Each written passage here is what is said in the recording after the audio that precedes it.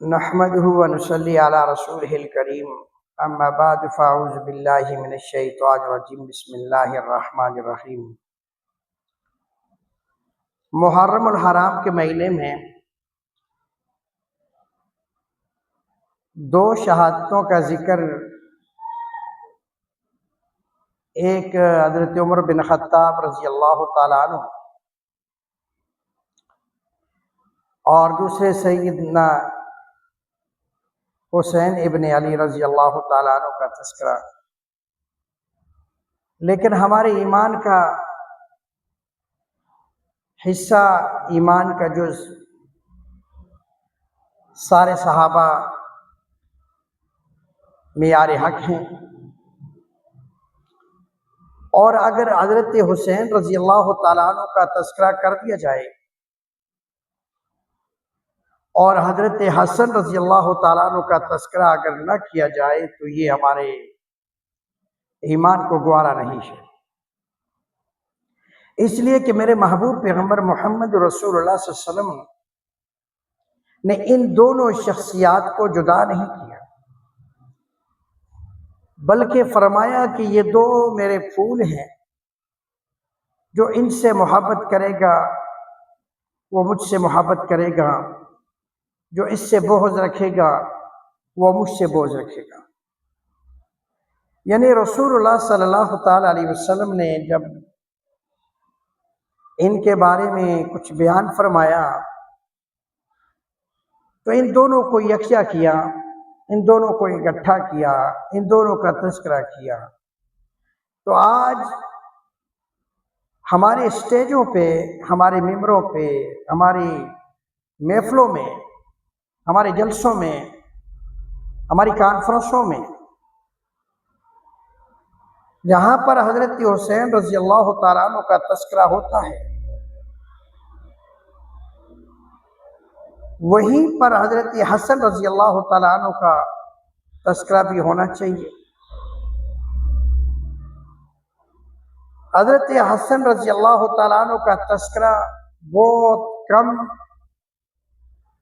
اور باقی کچھ تذکرے بنیادی سطح پر زیادہ کیے جاتے ہیں، اور اس سے یہ بھی نہیں ہے کہ حضرت حسین رضی اللہ تعالیٰ عنہ مقام کے لحاظ سے کم ہے، بلکہ حضرت حسن و حسین دونوں یہ باغ کے پھول ہیں۔ یہ فاطمہ تو زہرا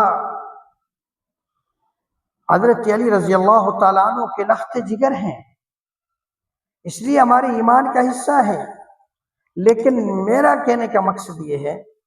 کہ جس طرح حضرت حسین رضی اللہ تعالیٰ عنہ کا تذکرہ آج بچوں کے کان تک اور بچوں کو یاد ہے،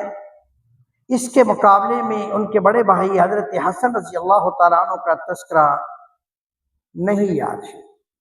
تو جس طرح حضرت حسین رضی اللہ تعالیٰ عنہ کا ذکر کیا جاتا ہے، ان کی شہادت کا تذکرہ کیا جاتا ہے، ہمارے ایمان کا حصہ ہے، ہونا چاہیے، کرنا چاہیے۔ لیکن اس کے ساتھ حضرت حسن رضی اللہ تعالیٰ عنہ کا تذکرہ بھی، ان کا ذکر بھی ضرور ہونا چاہیے،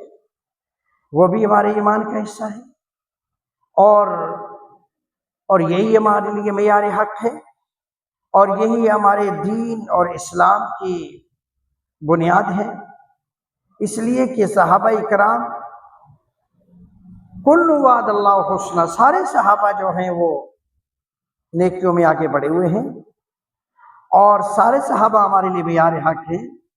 صحابہ کے صدقے آج ہم مسلمان ہیں، صحابہ کے صدقے آج قرآن ہمارے پاس ہے، صحابہ کے صدقے آج ہم نمازی ہمارے پاس ہیں، صحابہ کے صدقے آج محبوب پیغمبر صلی اللہ علیہ وسلم کی محبت ہمارے دلوں میں ہے، صحابہ کے صدقے، ان کی محنتیں، ان کی قربانیوں کی وجہ سے آج ہمارے ایمان محفوظ ہیں۔ اگر صحابہ کو درمیان سے نکال دیا جائے تو ہمارے ایمان محفوظ نہیں رہ سکتے، اس لیے کہ قرآن پہنچانے والے صحابہ، نبی کا عشق سکھانے والے صحابہ، نبی صلی اللہ علیہ وسلم کا طریقہ بتانے والے صحابہ، نماز کا طریقہ بتانے والے صحابہ، اور جب سارا دین میرے نبی نے پیش کیا صحابہ کے سامنے، اور صحابہ نے پیش کیا، اور صحابہ اکرام نے چار دار عالم میں اپنے وطن کو چھوڑا، اپنی جائیدادوں کو چھوڑا، اپنی گرانوں کو چھوڑا، رشتہ داروں کو چھوڑا، بلادیوں کو چھوڑا، اور سارا کچھ چھوڑ کر اللہ کے اسلام کے غلبے کے لیے اور دنیا کے کونے کونے پہ جا کر اس بات کی اشاعت کر دی کہ لوگوں ہم نبی کے صحابہ ہیں اور نبی صلی اللہ علیہ وسلم نے دین ہمیں دیا ہے اور اس دین کو اس طرح اپنانا چاہیے۔